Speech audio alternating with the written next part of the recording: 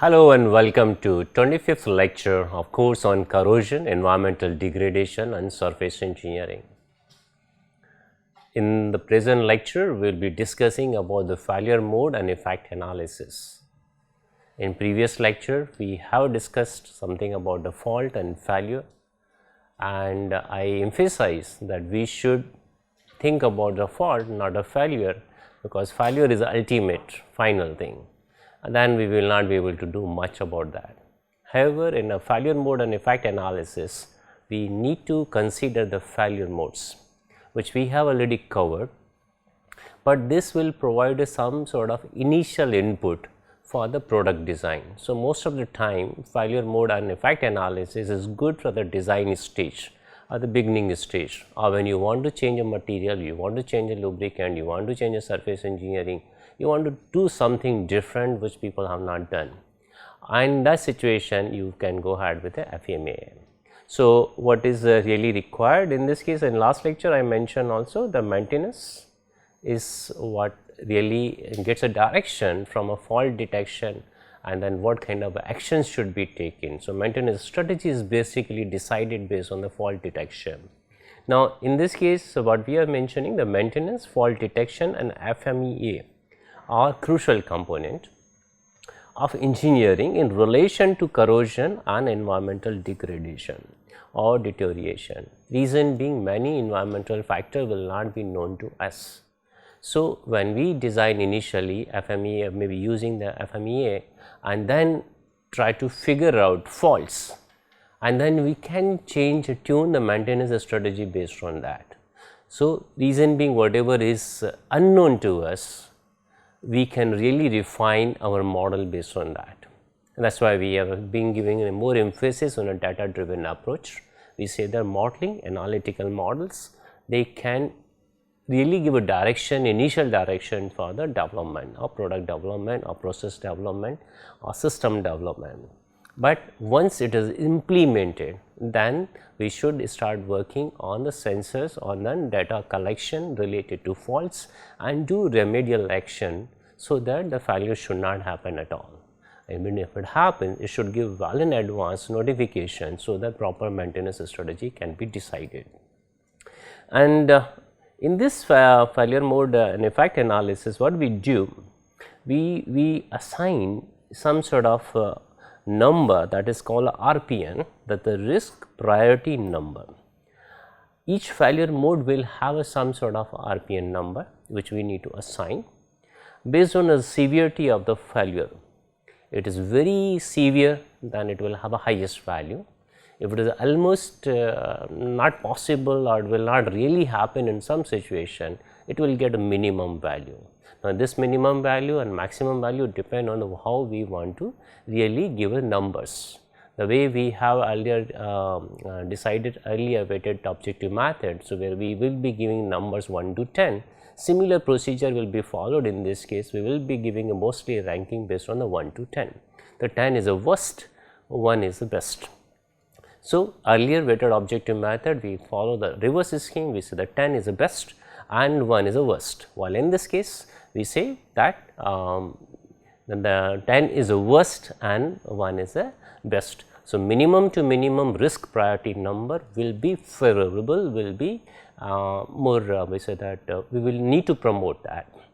Now, as a maintenance word has been mentioned, and I mentioned in previous lecture, after 1 or 2 lecture we will be starting maintenance topic also. So, we will and I mentioned also that when we come up with FDD, we need to change maintenance scheme from a preventive maintenance, which is what kind of a regular inspection, maybe the time duration is fixed, and regular cleaning, lubrication. It can be once in a 24 hours, once in a 48 hours, once in a week, once in a 15 days, depending on the requirement. And then we need to move from preventive maintenance to corrective maintenance, and this corrective maintenance can be based on the condition, based on what is really happening. Again, if we are able to bring a predictiveness into the maintenance aspect, then we will be knowing well in advance how do we go ahead. In other words, if I want to really elaborate this, we say the fault detection is a process of determining what is wrong with the system by analyzing and comparing several features And in one case study which we considered maybe elaborated in previous lecture, we consider 10 features. So, we are assuming the several features or several signals, because one feature or two feature may not be able to give a complete number of faults which may happen also. So, we consider several features and signals, and we again based on a statistical method or maybe the data which we have in available in the history or the past, those can be initially made to provide a normal signal. What will be the normal signal when there is no fault? Last time in maybe say in previous lecture, we consider one normal gear, one cracked gear and one broken gear. So, we could compare the signals. So, everywhere the normal signal will be important. We need to compare, nothing is absolute, we need to be compare and then make a relative ranking. And in this case I can say, because we are giving a lot of emphasis on the fault. So, in my words I can say the failure analysis is a reactive measure.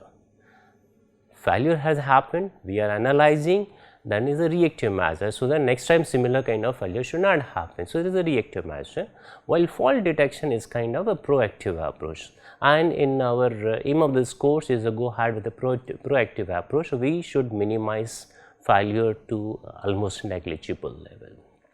Now, coming to the failure mode and effect analysis, again I am emphasizing here, even though I am not interested or maybe our course will not be inclined towards a failure, but this failure mode and effect analysis is going to provide some sort of systematic and proactive approach to figure out what are the potential failure modes, which we have studied to some extent, but every subsystem will have a different kind of failure modes. So, we try to find potential failure modes and we give a priority which failure mode should be addressed, and for that purpose we require a RPN, and that is why in the present lecture I will be elaborating how do we get a RPN number for the various systems. So, overall if I can say, the goal of FMEA is to avoid or lessen the severity and likelihood of the failure, which improves, or maybe by if we are able to achieve this, then it will improve quality, reliability and safety of the product. That is another course. We want better quality, better reliability and the safety of product, and we do not want any degradation happen to the environment, to the product, and then we should be able to get a better results.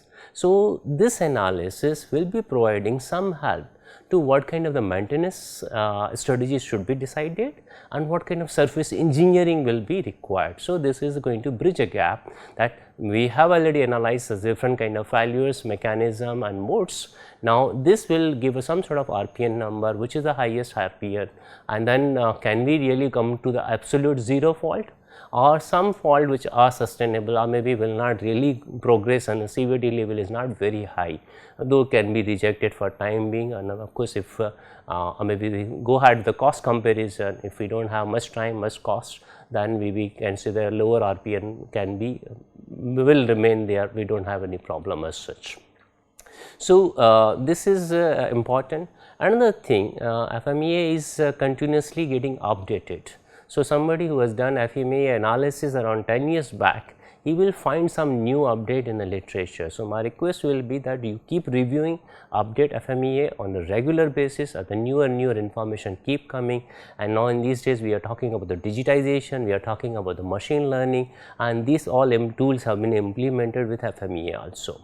So, there is a need to continuously improve, because this is a good feature to connect past, connect the literature with the future research. So, this is a good interface, and we should really explore this interface more and more. So, what we can say, the FMEA helps maintenance team find and prioritize failure modes. Maintenance action should be taken based on available information, and then we try to minimize the failure to almost zero. Question comes, what are the steps which are required to complete this process? So, we will be discussing those steps, and what we say that we really require RPN, that is a risk priority number. This is important. And then as I mentioned, the FMEA provide some sort of the failure modes, or in other word, if I say it tries to figure out what could go wrong. Now, what goes the word failure, but what will be effect of that failure, or what will be the effect of that fault if that happens. So, this is what would happen if it is the failure is happening. and maybe what will be the impact of that, and finally, it should also tell how to fix it. So, some sort of a brainstorming on what are the ways to fill. Again, we coming from a literature indicates okay, this is the fault and how to correct it. If we are able to line up everything in a proper order, then at least we will be able to give a first product or first process which can be implemented, and then maybe as we when we discuss about the maintenance, we will be adding sensors, so that recent information or in situ information keep coming to update the FMEA program, or maybe say the whatever the algorithm we are writing, whatever the maintenance strategy we are writing. So, in FMEA we say the problems are looked at in order of highest risk priority number to the lowest. So, we give a maximum weightage to the highest risk priority number. This is like what we use in our PCA. We say we try to figure out characteristics numbers, also our eigenvalue. Highest eigenvalue will be contributing the most, and maybe lower the eigenvalues can be rejected. So, we can really reduce the dimensionality. So, in this situation same thing, highest priority number or maybe the highest RPN number will be given maximum weightage, maximum time, maximum cost, while lowest one can be maybe say that we can really deal later, or maybe can removed also. If I am really bringing 40 different failures and then top 5 are contributing 85%, naturally I will not worry about the 35% which have a lowest maybe the lower side RPN number, which contribution is total overall contribution is 15%. So, depends on the individual, there is some sort of subjectivity involved, and somebody say no, I want everything perfect, the cost will go high, time will be very high. So, how fast we want to launch a product, how fast we want to really implement our ideas, that will really decide how do we go ahead with this kind of analysis. So, we can say the risk priority number RPN is a facilitate better decision making. So, it is basically kind of helping to take a decision. So, artificial intelligence also can be added in this kind of work in setting up the decision making, in setting up the corrective action, whether you want to correct 5 failures or we want to design so that those top 5 failures should not happen, or you want everything. So, that can be decided. Now, we are saying that it will help, it will be yield beneficial outcomes in terms of time and money. Naturally, how much time we have, how much money we have. If we have infinite time, infinite money, then all the corrections, every fault should be removed. But we do not have infinite money and infinite time, then we need to really take a proper decision, and that is where the RPN will help us. Now, how do we calculate RPN? We say there are some factors, what we call a severity factor, or and then the occurrence factor and detection. So, they are SOD, and then how do we get a severity? We say what happens when something goes wrong, like the really impact of in that case, what will happen if there some failure will occur. We will take a one case study and then we will elaborate on that. Occurrence is something like how frequently that the failure is going to happen. So, likelihood of something going wrong, the possibility is the 1%, 10%, 50%, 100%, and detection, if that kind of the fault is happening, are we able to detect it? Like a subsurface crack, we are not able to detect many times. Like last time also I have mentioned about the vibration analysis was used with the cracked get tooth, we were not able to differentiate significantly, right. So, this question comes, so what are the tools we have? If we do not have a tools, naturally the detection will be difficult. However, we need to buy the sophisticated equipments or maybe some other alternative method to be implemented. Otherwise, we will say okay, no, because I do not have those kind of method, I will give detection as a highest number, maybe because we do not have capabilities to detect that. When we do not have any capabilities to detect that fault, the D will be equal to 10, right. So, now in this case there are 3 factors, as I say, should be given a score between 1 to 10. As I mentioned earlier, that weighted object method, we used 10 as a highest number, best the feature, while in this case we are giving the reverse. We say the 1 is very good, maybe the best in this situation, and the 10 is the worst in this situation. So, depends on the, or maybe if you find initially that very difficult to differentiate between the 1 and to categorize in a 1 to 10, it can be 1 to 5 also. Initially we are going ahead with the relative ranking, and then we are trying to figure out which features or maybe the which the failure and the modes need to address when we want to bring a new product, new process to the market. So, this is what we say, that given a score between 1 to 10 based on how important they are, and then RPN is calculated by multiplication as into O into D. The simple mathematics can be involved. However, there will be some subjectivity when we are giving a score from 1 to 10, maybe one person may give 1, other person may give 2, other person may give 3. So, there is some subjectivity involved. Now, this subjectivity can be reduced by tacit knowledge, or we say the person who has a lot of experience in this area, or going to the number of ASM handbook, and handbook have already given some sort of rating or maybe the comparison, we can use those kind of things. So, literature will be helpful, experience will be helpful.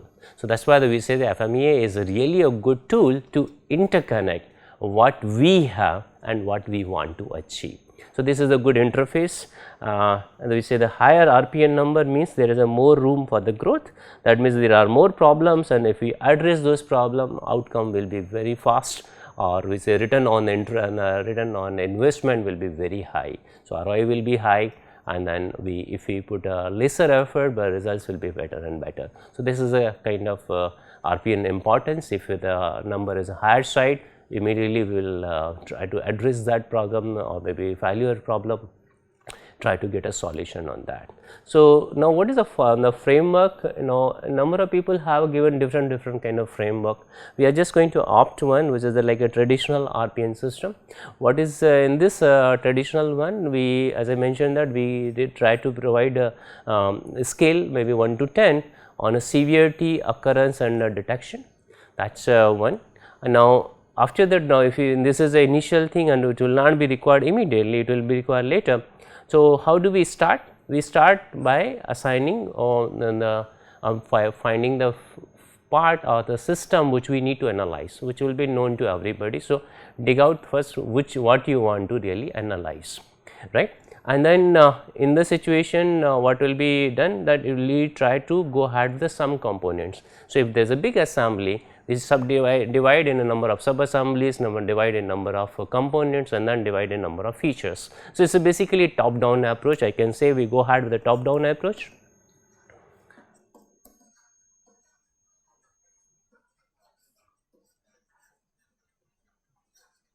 Now, once we have features or components or maybe subsystem, we try to figure out what will be the failure mode of each, because every feature may fail, or maybe every component may fail, or subsystem may fail. Fail means whatever we intended or whatever we want, we are not getting it. So, that is the failure. So, we try to figure out failure mode or potential failure mode. After that, we try to figure out what will be the impact of that failure. So, determine the effect of each failure mode. If we are able to define, then we need to evaluate score. So, this will give me the severity ranking. That is what we say initially. Now, this will come here. So, what will be the severity, whether it will be severity level is a 1 or 5 or 10, and now that is what we have also mentioned here. It can be 1 to 5 scale or 1 to 10 scale, depends what we want and then how much knowledge we have. If you have a lesser knowledge about the system, I will go with a 1 to 5. If you have more knowledge, then I can go with 100, and 1 to 10. If I have a very good knowledge, a lot of experience, then I can go with a 1 to 100, but more common is a 1 to 10. So, we are going to put a 1 to 10 in the present course. You say the assess the potential impact seriousness of the failure mode. 1 represents no impact as such, no impact as such, and the 5 or maybe 10, whichever the may be, that is a severe consequence of the impact. Now, it can be related to the hazardous, from the safety is a major issue, catastrophic failure, or major financial loss. So, these are the possible things. That is what we need to really think about. And as I say, that is maybe subject to some extent, maybe one student gives a 1 number, other student may give 2 number, but whoever gives a whatever number, they need to give some sort of reasoning for that. So, this is important. Now, once we determine this, then comes what are the root cause failure modes. and then if you are able to really evaluate that. And that is why the occurrence will come also in this case how fast, or if we have already the literature available, we can also determine, or maybe we have done a 10 experiments and we are finding 5 times failure is happening. So, we can give that kind of occurrence ranking or probability of the failure. Last one is that prevention of a possibility that what kind of detection we can really do, whether we are able to find the crack or not. So, first thing is that what will be the impact. If we have identified a failure mode, what will be the impact on the system?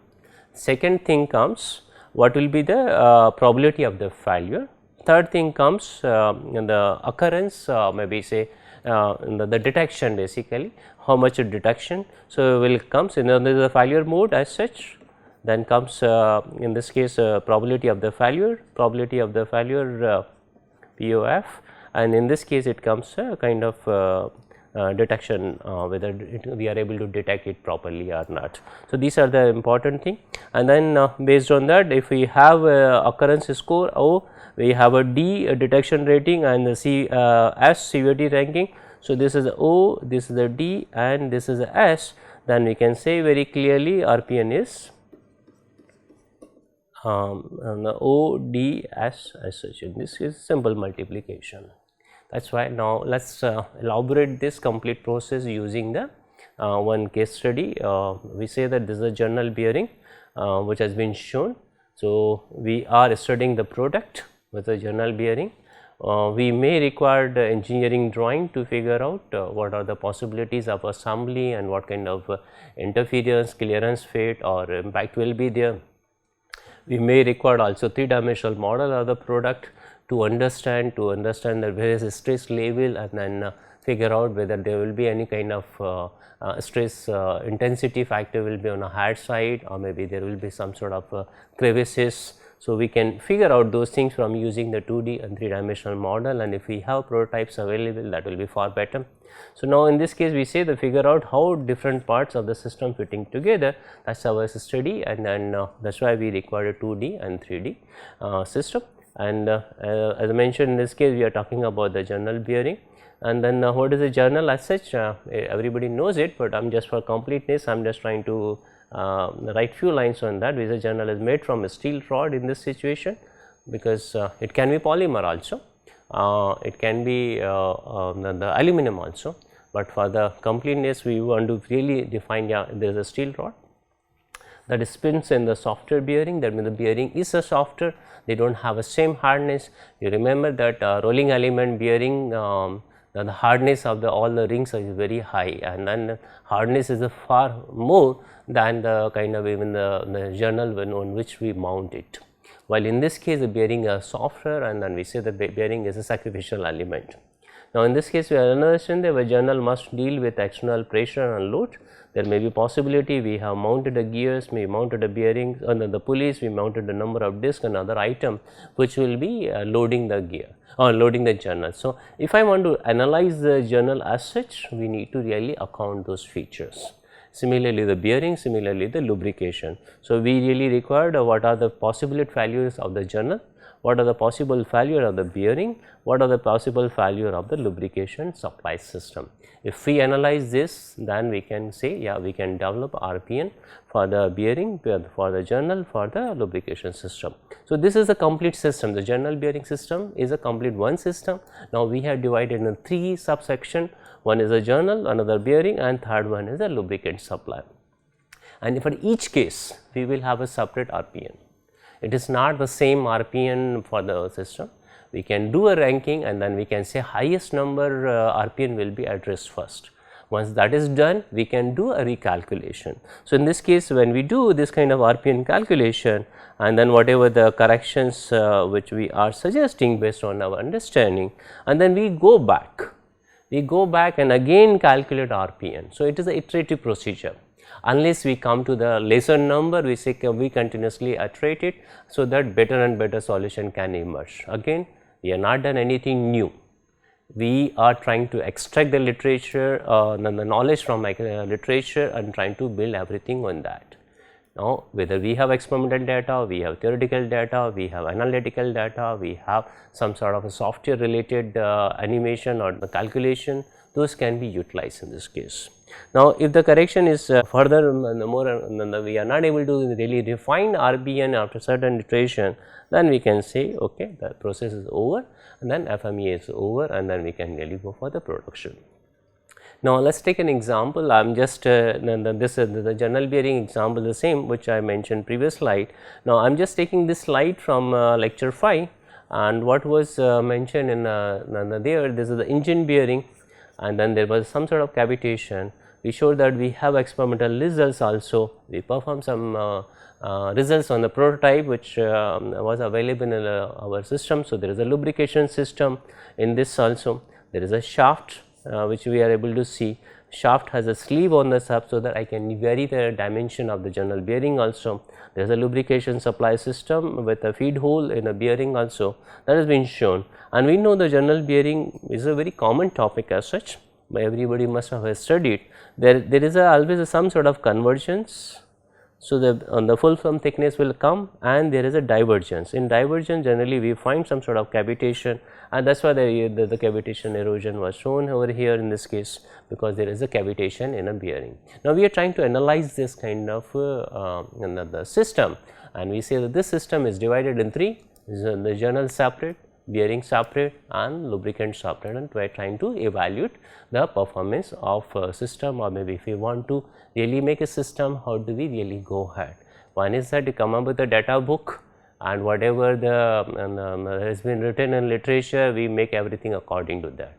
Other one is that we use the failure mode and effect analysis, we come up with a better shaft, better bearing, better lubricant, and you say okay, we will now do things, and then maybe go for the maintenance strategy based on the data driven approach and continuously modify. Now, so that is why if we are coming to step 2, where we really required to dig out what are the failure modes. Now, in this situation we need to focus on the failures, and then each component generally we assume each whatever the component we made, they will have a more than one failures. It is not that the history will not tell me, or maybe literature will, when we try to say that, okay, what are the possible failure of the journal, I may get a number of website, I may get a number of failure modes also, right. So, another thing is that if there are many the failures, but can we really categorize in some categories. So, that is why I am saying if we are able to bring similar kind of failure together, that is what we call the classification, we categorize the failures. Now, what are these categories? We say that we already have studied something like abrasive wear. So, abrasive wear is a one category, adhesive wear is another category, maybe adhesive wear itself will have some sort of a severity index. Abrasive wear will have itself a severity index, something like a very low coefficient of the wear or very high coefficient of wear, medium coefficient of wear, but we try to bring some groups first. Now, in this case there is a possibility of the fatigue, where fatigue will be subsurface fatigue or surface fatigue. Surface fatigue we will have a separate method to detect, and the subsurface we have a separate method. We have also we have done some sort of entity selection based on that what kind of the faults we have, and then we choose appropriate entity method for that purpose. There is another one what we call because of the humidity, there is a possibility of the corrosion, and we know very well there is a possibility of the corrosion will change the surface in a manner the corrosion can be avoided. Maybe choose a material which is a better. Now, as we go for the corrosion resistant material, it will turn out to be costlier. Now, if there is no humid environment, there is no possibility of the moisture, then I may not choose a costly material, but if there is possibility, then I will choose a costly material. So, this depends completely on what is the situation, and cost will be depending on that. Now, another one will be called the frictional corrosion. Friction corrosion is something like a phatic corrosion which we have studied, plastic deformation and the fatigue fracture. Indentation is something like either particle has a very high asperities and there is kind of the abrasive wear, but here there is a marking happening. Abrasive wear is a removal of the material, but indentation is there is an impact, or maybe there is some sort of groove formation or some sort of depression in the material itself. So, there is a difference, and then another one possibility is that the geometries are not made as per the as per the requirement, as per the drawings. That is why we say that we need to look at the drawings also, that what kind of the tolerances are being given, and if the manufacturing capabilities are not there to make that kind of tolerances, naturally there will be a problem. In journal bearing, generally we have a very low clearance fit, and if there is a the change in the clearance fit, sensitivity of the clearance is very high. Right. Another one is uneven wear, maybe some surface is getting some portion is getting more wear, some portion is getting lesser wear, that is uneven wear will occur also, and then it will overall impact the performance. So, if you want a detection based on the performance, we can really see what kind of is really happening, we can do oil analysis, we can do debris analysis, and then we can look at the surfaces also.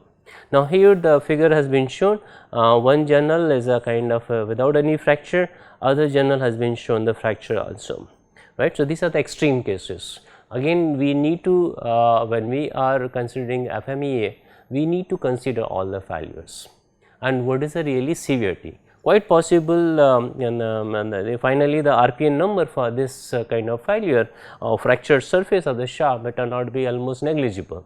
So, then we will not consider that time, but initially we need to consider, right. Even as I mentioned, the aim of the course is only for the fault detection and fault, but when we make a FMEA, which is a kind of the bridge which brings the knowledge from a literature, and then on our own desktop or maybe our own system, that will be very useful. So, unless we have a complete knowledge, we will not be able to make something very better or maybe very new one which is a better. Now, let us say that is a brainstorming from related to the journal, or coming to the brainstorm related to the bearings. Now, what we say, the bearing could fail because of the improper geometry, again same thing, non-uniform wear, maybe here that and some sort of clearance is changing, then again it will impact the performance. Of course, this requires more detailed knowledge about the journal bearing. I am not going in that, I am just looking earlier at the FMEA, how to develop FMEA for the journal bearing. Now, another possibility is that the foreign but particles which are in environment get embedded in the material, because the material is generally soft material, and spalling, abrasive wear, adhesive wear. So, whatever the categories we have kept for the journal is more or less similar kind of categories being given to the bearing failure also. However, this may be more, this may be lesser, then we can, if there are chances, we assign the number of numbers, then we can figure out what are the chances of the failure. So, more or less same kind of the failure have been mentioned over here, and some failure have been shown here. You can see that excessive frictional heat has burned out the lubricant, and that is indicated over here. Now, as I mentioned, uneven wear, you can look at the edge loading here. This is the edge loading, and maybe though there is because of misalignment, shaft one side is down, other side is on the upward side. So, there is a misalignment between the axis of the shaft or maybe axis of the journal and the bearing, and this kind of failure will occur. There are some sort of cracks, subsurface surface cracks. As I mentioned, the surface crack is a one, a subsurface crack will be something else. There is some sort of the pit formation, a more severe wear, and some not here the axial the cracks, while in this case the circumferential cracks are also there. You are able to see the circumferential cracks on the surface. And this is another one coming to the one side, that means there was excessive load, and that is why the bearing has only one side mark. Here there is a excessive friction or maybe the loading, while in this case because the marks are seen and then along the circumference, and then the part of the circumference, and then the same features we are getting almost all the surface this portion of the surface, right. So, this is what we mentioned, that quite possible the load has gone on a higher side, while in this case the friction has gone on a higher side. So, these are the some sort of the pictures which I am trying to show. The failures will be assigned some sort of rating, and then if we literature like ASM handbook, they provide in which situation this will happen. So, we need to really imagine those situation, give a number, and then figure out in our system what is really dominating.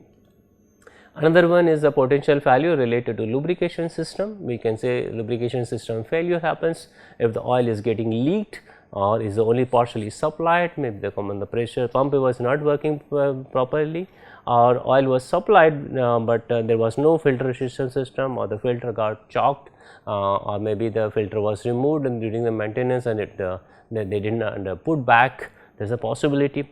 And then another one is a temperature control was not there. We were supposed to supply the 40 degrees temperature, either it has gone on higher temperature or lower temperature. So, it is an unfavorable situation. Another possibility, as I said, in this case the debris was not filtered. There is another possibility of the contamination, maybe the moisture is a contamination, it was supplied with a moisture. So, these are the important aspects, and then we need to really give a rating based on all the kind of the failures which we can imagine. And then we say in this case the moisture in the lubricant really is a problem, oxidation of the lubricant is also a problem. And then another thing is that maybe lubricant was used for the more number of times. Now, every lubricant will have some sort of additives, and every additive will get consumed over the time. Now, if all the additives have been utilized completely, and then maybe the big chain have broken a smaller chains, which now become maybe not very important, it becomes useless and it is not really fulfilling the function. So, that is what I have been saying, running out of the lubricant additives. So, the lubricant additives have been broken or maybe changed in the form, and then they may not be useful. Then another one is the wrong viscosity, selection of the lubricant viscosity. As I mentioned also that the temperature, similarly unfavorable working temperature. This will cause a lubricant failure, and when we talk about the lubricant failure and the CVT index or RPN for the lubricant, we need to account all those. Now, another possibility that we have used the 3 system main system, but now 4th system is coming also. What will happen if there is something else in that, because it is a completely this subsystem or general bearing subsystem, the system is linked with other systems also. So, we consider bearing, journal and lubricant, but question comes, what will happen if there is other assembly, there is a super system. So, if I say system, journal bearing, 3 components, lubricant, bearing and journal.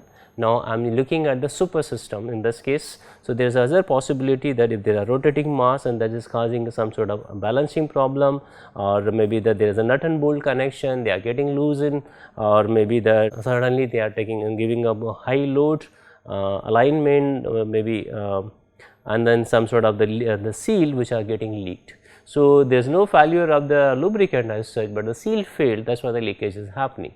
So, there is a possibility. So, then we need to also account those. So, system, subsystem and super system can be accounted in this manner, and we can provide some sort of ranking. Now, what is if then the question comes, can we really go ahead with the if then scenario? What are the results or effect if a certain failure mode happens? So, this is a step number 3. We need to really list all potential effects related to each failure mode. Now, we are saying that each failure mode may have one or possible more possible effects, that is what we have been already mentioned, and then these effects are important, so that we can really give us some sort of a CVT index or RPN index as such. Now, this is kind of the table. Now, this table also may vary from one literature to other literature. What we are giving the CVT related in the ranking, this is the one kind of table, but as I mentioned it can be slightly different from other literature. What we are saying, number 1, rank number 1, that there is no effect of this CVT on the bearing performance at all. Cannot be, there is no impact as such. Very slight, number 2, slight, number 3. Now, coming to the hazardous, major, serious, extreme. So, number are increasing. Now, here what is really happening, initially there is no high friction, no wear also, while in this case slight and minor, we are assuming that there is some sort of friction force. So, you know the coefficient of friction for the general bearing is generally 0.0025. Now, if the friction coefficient increases, naturally that can go to the 3rd level, 4th level and 5th level. Now, instead of not only in the friction, when the wear also start coming, debris start coming, and that is again documented in all the ASM handbook and the literature, that says that if the friction as well as the wear occurs, then we are going ahead with the number 6 onward. So, lesser than 6 we say only friction, we are not getting any wear particle, there is no particle is coming out because there is a clearance fit, and then lubricant is sufficient, and then it is running well. Now, if it is a 6 onward, then situation is alarming and we need to account it. Similar, we say that assign occurrence rating and detection rating also, the way we have done for the severity, similarly for the occurrence, similarly for detection. Now, we in this case this failure will never ever happen. Earlier maybe I saw the literature and then I have given got a number of the failures related to the journal bearing or lubricant, and I find out there is no failure which is happening or which is occurring at all. So, it can go with the lowest rank, and then the certainty of the failure is going very high, almost 100%. Every time failure has happened, it can go 10, which assuming that will never happen because, but for the mathematical comparison we really need to give 1 to 10. And then more or less I believe that it will come in between the 2 to the 5. We say the some numbers we are getting, and then there is a really failure is happening occasionally. So, the number is low.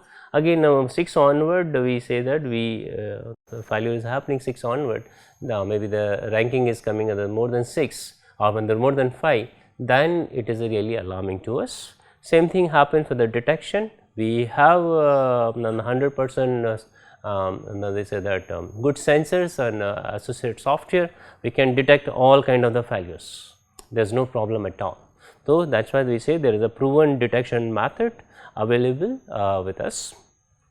Now, if we do not have any scheme or any method to detect the failure or fault, then we say it is impossible to detect this kind of failure. So, I will give a highest one.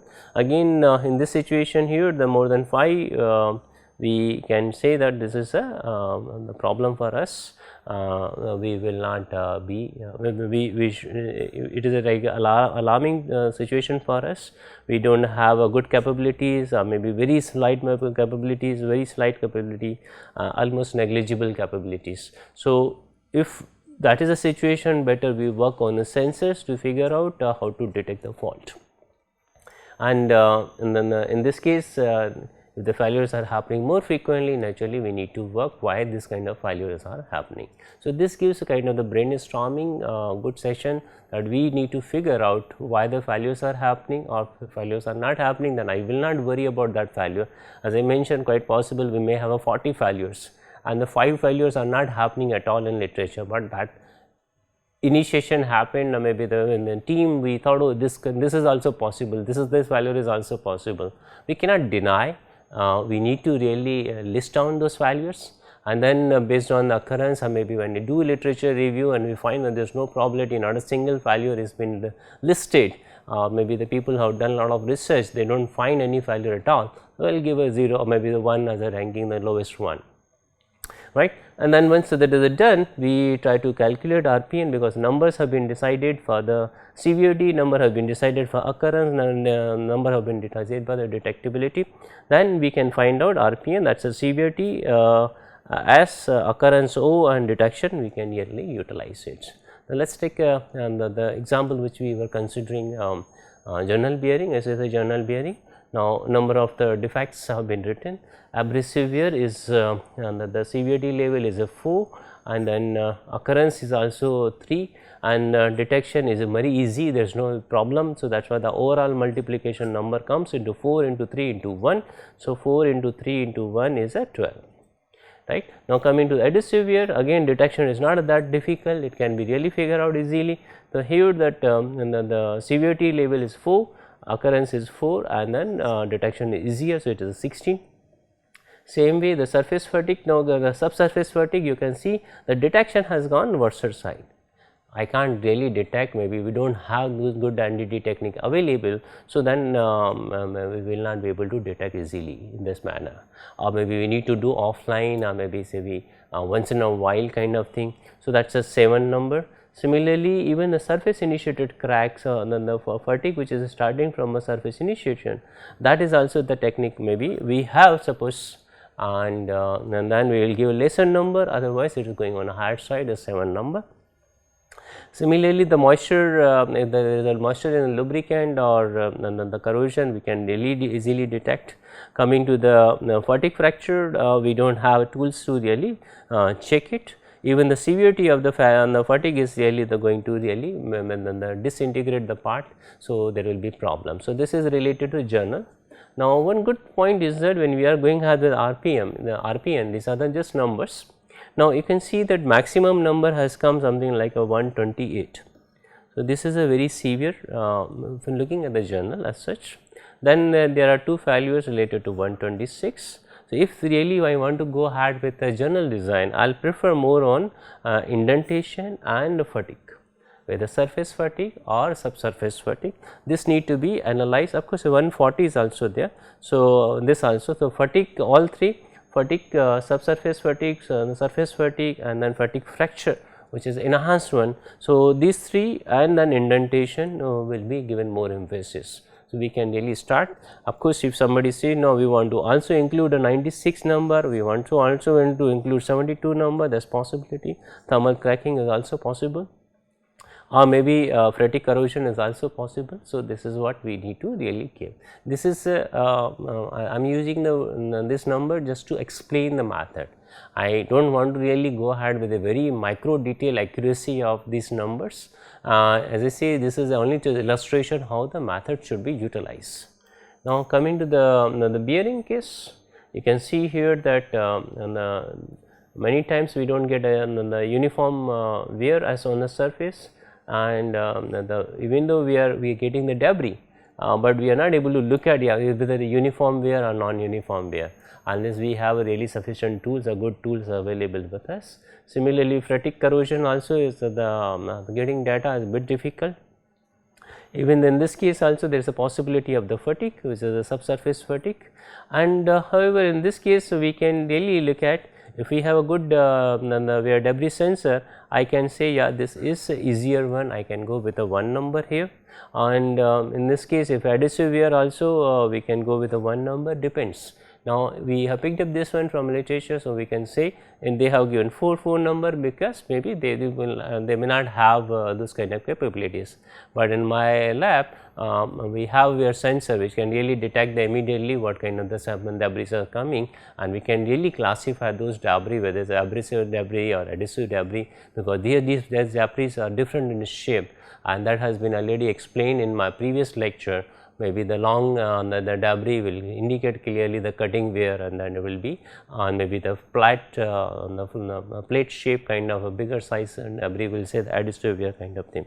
So, these are the possibilities. Now, in this case this numbering, as I mentioned, this numbering maybe I am not going into micro detail, but quite possible in this present lecture I am just trying to elaborate that how to utilize this method. Now, this number may change based on availability of the equipment, sensors, and then how are we going to detect it. Another one comes a lubrication system. In the lubrication system, we are mentioning here that bearing scissor, even the bearing scissor, the lubricant is not been supplied to the bearing, then the situation is still the detection is not that difficult, because we know the oil pump is not working, or oil is not getting, and oil is not coming out from a bearing surface. So, those things are easily detectable. So, that is why the lubricant related most of the detection has been given number 1. Again, depends on the situation, maybe sometime we do not have visibility, we are not able to see the bearing properly, then quite possible this number may go on a higher side. So, some component which are exposed, we are able to see with even naked eyes, I can say we can detect easily, but with the complicated assembly, and then this the general bearing sub assembly is in the somewhat center, and we can't see it easily. So, we really require sophisticated tools to really check it. So, again this number can change, on the basic requirement. So, this is the lubrication related. Now, we are looking at other than these 3 factors which we have mentioned, as I mentioned very clearly, unbalanced rotating mass, loose parts, some sort of misalignment, excessive overload, something like has been given. So, this can be given as a number. Now, what is the next tool? To really put every table in a hierarchical, maybe say the decreasing order, highest RPM should be on the top, and then minimum RPM should be the bottom, because we may reject bottom one and then we can say top one, these are the things, then we should work on those. Now, look at that way, that the journal related we are looking at, we find a maximum number 140, 128, then 126, 126. Now, it depends on our requirement. We can choose or we can neglect this lesser than 100, or we can give a lesser than the more than 50. We need to consider this, depends on the requirement. Coming to the bearing side, what we find a bearing that the highest is 324, 294, 288, 280. So, this again in the almost everything is coming on higher side. Reason being that detection we have given that we are not able to detect properly those failures which are happening inside the bearing, and this because of the detection numbers are on higher side, but if we have better tools then this number will come down, and based on this we can say yeah, the bearing is really in the whole system which has a 3 component and others 4th total, the journal, bearing and lubricant and others, we find that mostly that this number are on higher side compared to bearing, and then bearing is a kind of sacrificial element, and we need people keep changing every 6 months, every 1 year, because that where there is possibility of wear out, there will be possibility of the reduction in a dimension, and then that will increase the clearance. So, performance will come down. So, that is why in this case they have considered that this failure will and of course, this is in a continuation because we are not able to write complete table in vertically, that is why these are the continuation as such. What we say finally we have given the priority of the failure mode, which the mode should be given highest priority and which should be looked into, that yeah, this is what we really require a solution, and higher RPM indicates higher value of the risk associated with a particular failure, and we need to address this. And the last one in the step 9 is that we need to take actions to eliminate or reduce the high risk failure modes. So, this is a completely FMEA, that is a step 9, the last step of this. What we are saying that to try to get rid of the failures, and what are the we looked at the top one, in this case up to 224 I have mentioned here, that and the indentation has got a maximum number, then corrosion, then plastic deformation, frictional corrosion, adhesive, abrasive, and then improper geometry. Even improper geometry is very common. We made also number of bearings. If you look at all the bearings, there is a huge variation, and then performance keep changing. That is why we need to give a good tolerance band, and then we say that okay, the bearing may last for 5 years, or a minimum will be the 5 years and the 5+ years, something like that. So, if we go for better and better manufacturing, more, and then we say that we can really estimate the bearing life or maybe component life much better manner. So, if we have a good manufacturing capabilities, we have a good measuring capabilities, we have good detection capabilities, then the survivability of the component will be very high. We do not have good manufacturing, good the measurement and the good detection, then survivability will be totally uncertain. It may work, it may not work, right. So, these are the some things which need to work. Now, in this case particularly RPM for the journal and lubrication system, in what we are saying is really low. The journal is about a shaft and the lubrication system is relatively low, because we are in this case the lubricant sensor was available. So, that is why the number was clear say that the number has been lesser. Reason being detection, we have a sensor, we are able to detect lubricant, but we do not have a wear sensor, then we are not able to lubricate and find what kind of debris. Now, but if we have a wear sensor and then we are able to figure out, that will be number will come down, and then we say the RPM number will be lesser. Now, we say the special attention must be paid to the bearing characteristics, particularly the contact zone or the contact surface, and the main thing is a rough surface roughness. As low surface roughness will be the better option, and then geometry, sometimes we go with a different kind of geometries, and then it will have impact. Sometimes we go with the micro grooves. We say we are making kind of a number of dustbins in bearing itself, and then some sort of hardness. If the hardness is not appropriate, maybe some sort of coating or surface. We know the bimetallic bearing, trimetallic bearing, that the surfaces are made especially to suit the requirement. So, those things are possible. Now, if I try to summarize this lecture, and for that purpose I picked up the image which already has shown in a lecture 4. So, what we are trying to summarize say that failure mode and effect analysis has been explained in this lecture, considering a general bearing as an example, and next time on the next lecture I will be elaborating complete magnetic bearing on this, and how do we really improving the system.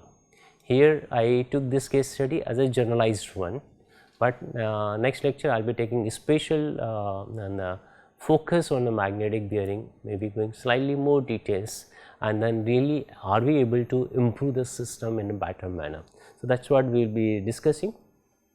And this case also we try to figure out the 40 different ways a failure happens, the general bearing system may fail, and then we worked on RPN. We say that the highest RPM will be looked into immediately, and then lesser RPM will be desirable. And then what we realize in the bearing, indentation the highest number, then corrosion, plastic deformation, adhesive wear, abrasion wear, and poor manufacturability. These are the possible. So, when we are thinking about the bearing design, bearing material selection or bearing manufacture, that this kind of a failure modes will be very important. Now, we need to think about the remedial action also. So, that is a possible solution can be given as such. Now, here the possible solution what the authors mentioned, that because the corrosion is really happening, indentation is also happening. So, that there is we need to change the lubricant. Lubricant should have anti-wear. If the anti-wear properties have been given to lubricant, maybe the good soft coating has been given to the bearing surface, then indentation will reduce. Then another one is that anti-wear and then antioxidant additives have been added, then even the corrosion will reduce, the rusting will reduce, and plastic deformation is also happening. So, again anti-wear additives will be helpful, and adhesive wear also can reduce with using additive wear, abrasive wear. So, this is what the good solution, anti-wear additives. Of course, for how much percentage of the additive needs to be used, that requires a detailed analysis. Another one is possibility as that the particles which are coming out, and then they should not really allow and increase the wear rate significantly. So, this kind of surface can be used. As I mentioned, the groove arrangement where this grooves are really acting as a the dustbins. So, this is not especially made, you can look at the thing, only that bearing which has been made, it has been finished in a manner, so that all asperities are cut out completely, and then whatever the valleys are retained. We are not improving the overall surface roughness significantly, but we are removing the asperities as such. And that is why the many times in the bearing operation we have a running in time where the most of the asperities will be removed, and then the valleys will be retained. Another possible, and the main thing is that we need to think about the precise manufacturing, and particularly the in a contact zone. So, if we know exactly beginning itself which place the bearing is going to get a contact with the shaft or the journal, if that is given maximum emphasis and maximum tension to make at least that zone, it can be 90 degree zone, it may not be 360, which is really the bearing is 360 degree, or maybe completely close, or maybe it is somewhere near the half.